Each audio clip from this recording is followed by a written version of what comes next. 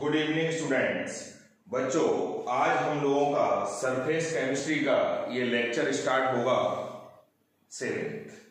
हमारा अब तक इसमें कोलाइड्स टॉपिक चल रहा था, उसमें हमने कोलाइड्स का क्लासिफिकेशन पढ़ लिया था और मेथड्स ऑफ प्रिपरेशन पढ़ लिए थे। हमारा कोलाइडल सोल्यूशन बन गया। अब जो नेक्स्ट हेडिंग आता है वो आता है इसका purification of colloidal solution. Purification में आप आ जाए तो जनरली होता क्या है, कोलाइडल सॉल्यूशन की जो रेंज होती है वो 1 से लेके 1000 नैनोमीटर होती है। तो कुछ इंप्योरिटी इससे बड़े साइज की होती है यानी सस्पेंशन वाली, और कुछ इसके छोटे साइज की। तो जो बिग साइज इंप्योरिटीज हैं उनको रिमूव करने के लिए हम क्या करते हैं, ऑर्डिनरी फिल्टर पेपर यूज करते हैं। ऑर्डिनरी फिल्टर पेपर का मतलब, जैसे आपने कपड़ा ले लिया, उससे सोल्यूशन को फिल्टर कर दिया, ये जो छन्नी होती है जिससे आप चाय छानते हो वो वाली, that is known as ordinary filter paper. तो जो बड़ी बड़ी इंप्योरिटीज होती हैं वो ऑर्डिनरी फिल्टर पेपर से हमने फिल्टर करके रिमूव कर दी। इंप्योरिटीज यहां रह गई। जो इस फिल्टर पेपर से पास हुआ उसमें ट्रू सोल्यूशन था और कोलाइडल सोल्यूशन था। अब वो इंप्योरिटी जो छोटे साइज की है यानी ट्रू सोल्यूशन वाली है, उनको रिमूव करने के लिए हम यूज करते हैं डायालिसिस। पहला मेथड है डायालिसिस। इस मेथड में हम एक बैग बनाते हैं पार्चमेंट पेपर का।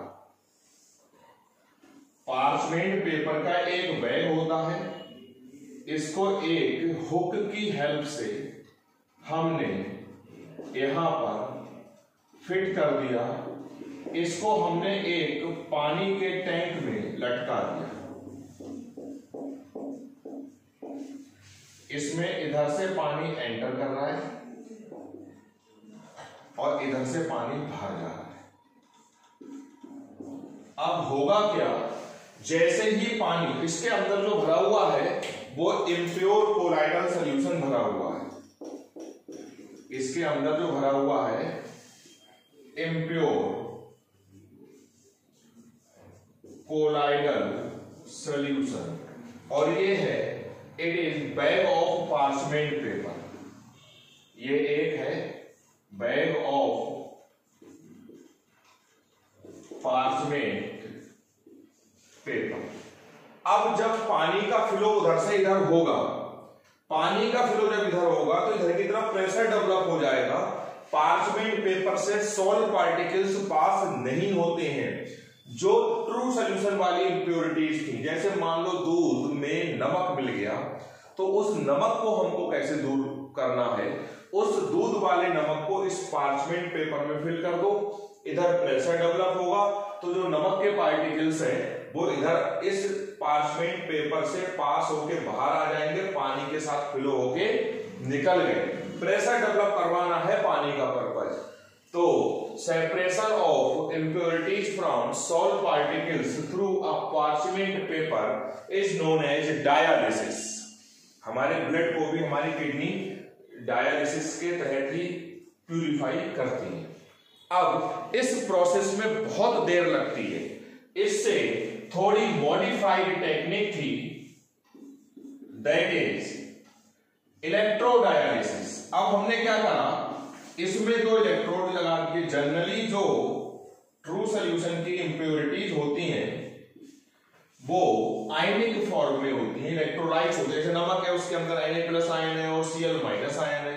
अब सेम प्रोसीजर है, जो इंप्योरिटी पॉजिटिव होंगी वो नेगेटिव प्लेट पे माइग्रेट करेंगी और जो नेगेटिव होंगी वो पॉजिटिव प्लेट पे माइग्रेट करेंगी, और जो न्यूट्रल इंप्योरिटीज होंगी वो पानी के फ्लो के साथ डिफ्यूज हो जाएंगी पार्चमेंट पेपर से।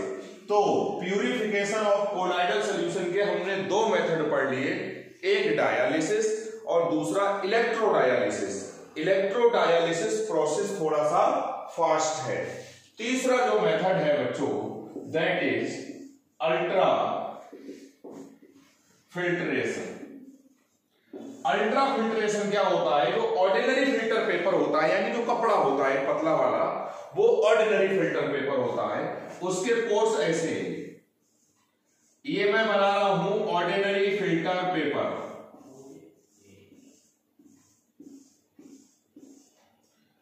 ये है ऑर्डिनरी फिल्टर पेपर। इससे कोलाइडल सॉल्यूशन पास हो जाएगा। हम चाह रहे थे कि इससे कोलाइडल सॉल्यूशन पास ना हो, लेकिन ट्रू सॉल्यूशन पास हो जाए। उसके लिए हम क्या करेंगे, हम इसके अंदर जो पोर्स हैं उनका डायमीटर थोड़ा छोटा कर देंगे। डायमीटर छोटा करने का तरीका क्या है, पहले इस फिल्टर पेपर को आप डिप करोगे जिलेटिन में। जिलेटिन एक बहुत हाईली विस्कस लिक्विड होता है, जैसे शहद होता है, लगभग उसी टाइप का। तो जिलेटिन इन पोर्स के डायमीटर को थोड़ा सा कम कर देगा, इन पोर्स के डायमीटर को थोड़ा सा कम कर देगा। अब इस जिलेटिन में डिप करने के बाद इसको डिप करेंगे फॉर्मेल्डिहाइड में। जैसे ही जिलेटिन फॉर्मेल्डिहाइड के कांटेक्ट में आती है, वैसे ही एकदम से हार्ड हो जाती है। अब वो जिलेटिन जो आ गई थी एकदम से हार्ड हो गई। अब ऑर्डिनरी फिल्टर पेपर के डायमीटर, पोर्स का डायमीटर छोटा हो गया, और इतना छोटा हो गया कि अब उस फिल्टर पेपर में से सॉल्ट पार्टिकल्स पास नहीं होंगे, ट्रू सॉल्यूशन वाले पार्टिकल्स पास हो जाएंगे। इस फिल्टर पेपर को हम नाम देते हैं अल्ट्रा फिल्टर पेपर। इस फिल्टर पेपर को हम नाम देते हैं अल्ट्रा फिल्टर पेपर। तो अब हम करते क्या हैं, जो इम्प्योर कोलाइडल सॉल्यूशन है पहले उसको ऑर्डिनरी फिल्टर पेपर से पास करा, सस्पेंशन की इम्प्योरिटी यहां रह गई, पास हुआ कोलाइडल सॉल्यूशन और ट्रू सॉल्यूशन। अब इसको पास करा अल्ट्रा फिल्टर पेपर से, ट्रू सॉल्यूशन तो पास हो गई इम्प्योरिटी, यहां पे बचा प्योर कोलाइडल सॉल्यूशन। ये हमारा प्यूरिफिकेशन का थर्ड मेथड था, ultra filtration. Ultra filter paper क्या कहते हैं, ऑर्डिनरी फिल्टर पेपर को पहले डिप करते हैं जिलेटिन में, फिर डिप करते हैं फॉर्मेल्डिहाइड में। फॉर्मेल्डिहाइड में डिप करने से वो हार्ड हो जाती है जिलेटिन, तो डायमीटर कम हो जाता है ऑर्डिनरी फिल्टर पेपर का। ऐसे फिल्टर पेपर को हम बोलते हैं अल्ट्रा फिल्टर पेपर। अब नेक्स्ट आता है बच्चों हमारा properties of colloidal solution, last topic. इस प्रॉपर्टीज में पहली प्रॉपर्टी है, बहुत सिंपल सा है, टॉपिक खत्म होने वाला है बच्चों हमारा चैप्टर। पहली प्रॉपर्टी है होमोजीनियस नेचर, हेट्रोजीनियस,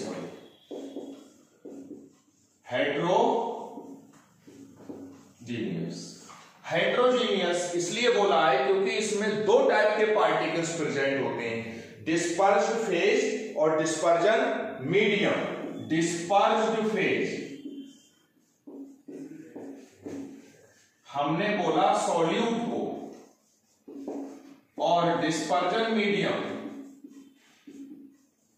सॉल्वेंट को।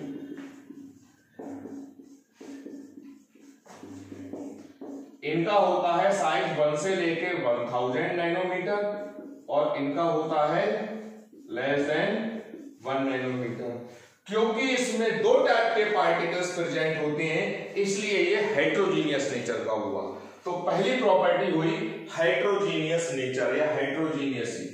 Next charge, colloidal solution is either positively charged और नेगेटिवली चार्ज्ड। सॉल्ट पार्टिकल्स जो होते हैं, या तो सारे सॉल्ट पार्टिकल्स पॉजिटिवली चार्ज होंगे, या सारे सॉल्ट पार्टिकल नेगेटिवली चार्ज होंगे। ये नेगेटिव सॉल्ट है और ये पॉजिटिव सॉल्ट। सारे पार्टिकल्स या पॉजिटिवली चार्ज होंगे या सारे नेगेटिवली। थर्ड प्रॉपर्टी आएगी बच्चों Brownian movement. Third property Brownian movement.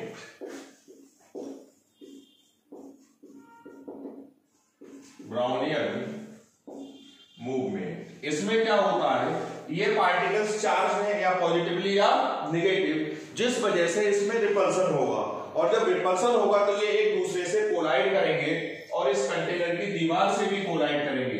एक पार्टिकल ऐसे आया, ऐसे चला गया।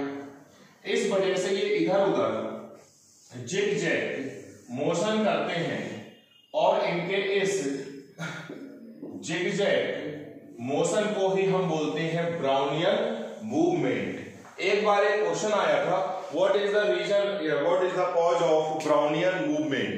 तो कहोगे like charge on salt particles. Salt particles पे लाइक चार्ज होता है जिस वजह से उनमें रिपल्सन होता है और वो मूव करते रहते हैं। During their movement, they collide with salt particles as well as the wall of container. Container की दीवार से टकराएंगे तो भी उनकी डायरेक्शन चेंज हो जाएगी, आपस में टकराएंगे तो भी डायरेक्शन चेंज हो जाएगी। इस ब्राउनियन मूवमेंट का रीजन हुआ like charge on salt particles. और इसका इफेक्ट क्या हुआ? इसका इफेक्ट ये हुआ कि ये सॉल्ट पार्टिकल कॉन्टिन्यूअसली इसमें मूव करते रहेंगे। ये सॉल्ट पार्टिकल्स कंटिन्यूअसली इसमें मूव करते रहेंगे जिस वजह से कोलाइडल सॉल्यूशन ही बना रहेगा। उसकी जो डिस्पर्स फेज है वो नीचे सेटल नहीं होगी। ऐसा नहीं होगा कि डिस्पर्स फेज नीचे आ जाए और डिस्पर्जन मीडियम ऊपर, या इसका रिवर्स, यानी कोलाइडल सॉल्यूशन ही बना रहेगा। इसको हम बोलते हैं स्टेबिलिटी हुई, यानी ब्राउनियन मूवमेंट की वजह से हमको स्टेबिलिटी मिली कोलाइडल सॉल्यूशन में। तो स्टेबिलिटी किस वजह से आई? क्योंकि सॉल्ट पार्ट, यहां पे स्टेबिलिटी का मतलब आप वेलोसिटी जीरो नहीं समझना। स्टेबिलिटी का मतलब सॉल्ट पार्टिकल्स सॉल्ट में ही कन्वर्ट होगा, मतलब सॉल्ट पार्टिकल्स कोलाइडल सॉल्यूशन ही बनाए रहेंगे, कभी भी डिस्पर्ज फेज और डिस्पर्जन मीडियम अलग नहीं होंगे। फोर्थ प्रॉपर्टी इलेक्ट्रोफोरेसिस, ये इलेक्ट्रिकल प्रॉपर्टी है, चार्ज की वजह से हो रही है। कोलाइडल सॉल्यूशन को एक यू शेप की ट्यूब में भर दो,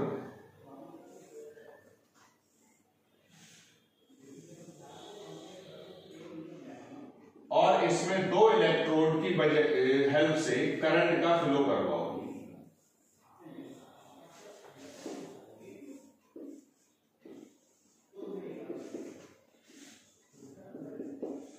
तो अगर पॉजिटिवली चार्ज सॉल्व है तो वो पार्टिकल नेगेटिव वाली प्लेट पे जाएंगे और वहां पर जाके कोगुलेट हो जाएंगे, और नेगेटिव सॉल्व है तो पॉजिटिव प्लेट पे जाके कोगुलेट हो जाएंगे। कोगुलेट मींस उनका चार्ज न्यूट्रल हो जाएगा और वो प्रेसिपिटेट बना लेंगे। मान लो पॉजिटिव चार्ज, तो ये पॉजिटिवली चार्ज पार्टिकल मूव करेंगे नेगेटिव प्लेट की तरफ, और यहां पर कोगुलेट हो जाएंगे। तो the movement of salt particles under the influence of an electric field is called electrophoresis. Simple सी डेफिनेशन है, the movement of salt particles under the influence of an electric field is called electrophoresis. अगर positive particles move कर रहे हैं तो positive phoresis, negative move कर रहे हैं तो negative phoresis, and in general electrophoresis. With the help of this electrical property, we can find the nature as well as magnitude of charge on salt particles. अगर negative plate पर precipitate इकट्ठा हुआ तो आप समझ जाओगे कि सॉल्व था पॉजिटिव, और अगर प्रेसिपिटेट कोगुलेशन होता अगर पॉजिटिव प्लेट पे तो सॉल्व होता नेगेटिव। अब आपने कितनी चार्ज का फ्लो करवाया, कितनी करंट का फ्लो करवाया, कितनी देर तक करवाया, तो इन सॉल्ट पार्टिकल्स पे आ गया टोटल चार्ज, और उस टोटल चार्ज को नंबर ऑफ पार्टिकल से आप डिवाइड कर दोगे तो आ जाएगा चार्ज ऑन वन पार्टिकल।